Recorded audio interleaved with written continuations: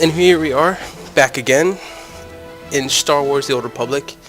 It's been a while since last time I recorded one of these videos. It actually hasn't been since early access to the original game, to be exact. But there's actually been a lot of changes since that time, especially since right now we're at update 1.3 called Allies. And for those of you who don't know, this obviously is Star Wars The Old Republic. It's a game developed by BioWare and published by EA. It's actually a pretty good MMO.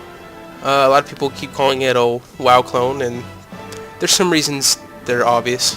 But it does have quite a few things that actually separates itself from other MMOs. For starters, it actually has a story, and on top of the actual story, you get to see those stories play through cinematic cutscenes that actually have voice-acted characters, including your own character. On top of that, you actually have dialogue options on how you interact with a lot of those characters, which can affect your light or dark side stance. And on top of that, besides the main story that everybody basically plays, each class has its own little sub-story, which has pretty interesting stories for the most part, depending on which class you're playing as. But the point is, you basically have 8 different stories to choose from that basically go from your first level all the way to level 50. As you can see, I have quite a few different characters. I'll kind of explain what the whole legacy means in just a moment. But I have my main, Antry, my level 50 Jedi Guardian, Brima, my Scoundrel, Enzro, he's my Trooper Vanguard, Nagin, he's my Sith Warrior, Ogaric, the Sith Inquisitor, Raylia, my Jedi Sage, Trigelo, my Bounty Hunter, and Vinyali, my Imperial Agent. So I literally have one character for each class, and I haven't really had the chance to go through all the stories, but again, for right now, I'm just going to go ahead and jump on my main. Okay, so there's been quite a few changes to the game for those who haven't played it in a while, since 1.3, and for those people who are new to it, just going to show off a few things that were basically added since the new patch, as well as some of the features, like I said, kind of set it apart from the other MMOs. And I should be able to at least probably get one match of PvP in. So, of course, here's my character, again, my blue lightsaber. Currently, I'm decked out in full Battlemaster gear.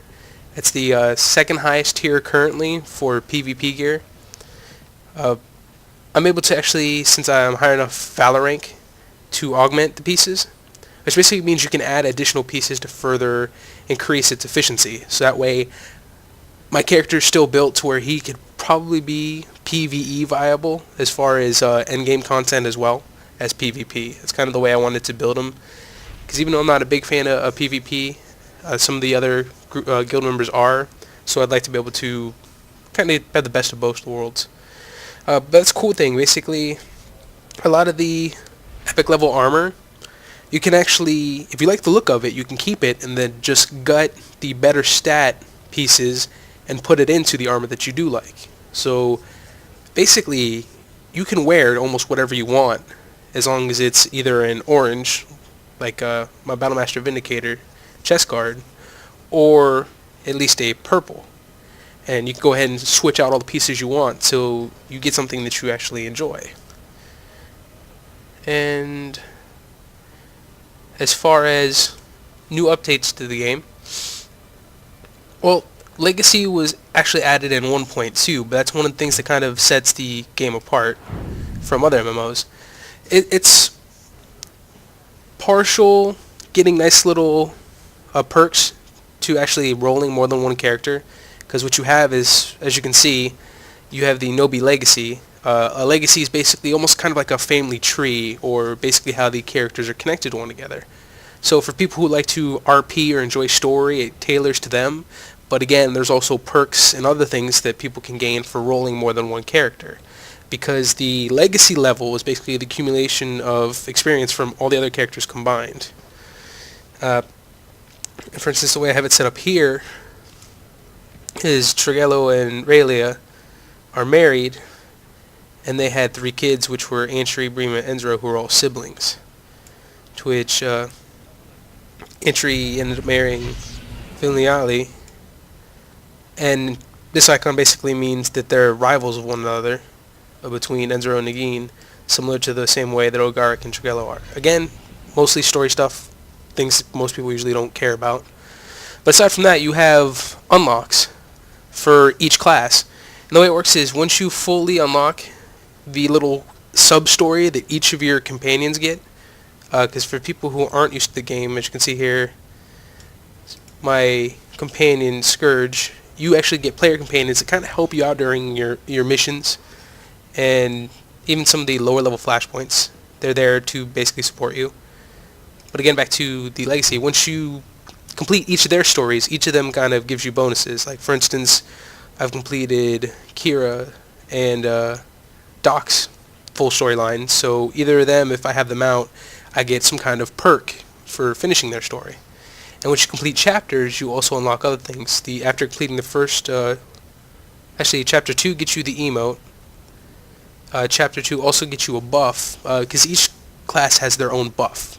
But once you get to a certain point, you can basically place all the buffs on one person. And then this one, the heroic abilities, they only work if you have your companion out, so they're more just for show.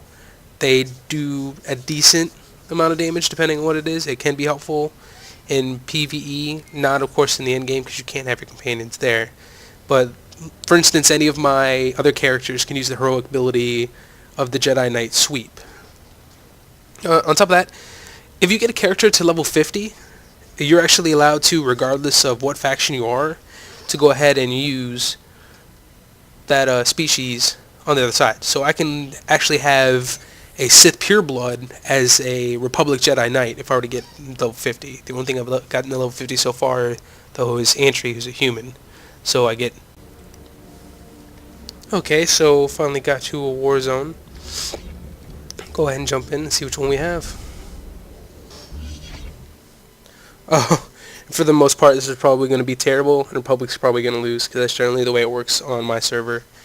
The only time the Republic ever seems to work as a team well enough to provide a victory or an easy victory is generally either in Hut Ball, because we actually are able to pass the ball like you're supposed to get to the other side. A lot of people generally like to play Deathmatch for some reason. Or in Novera Coast, which is kind of like a tug-of-war style war zone. This one's more of trying to defend different points as far as either keeping them from placing the bomb, or if they place the bomb, to try and remove it.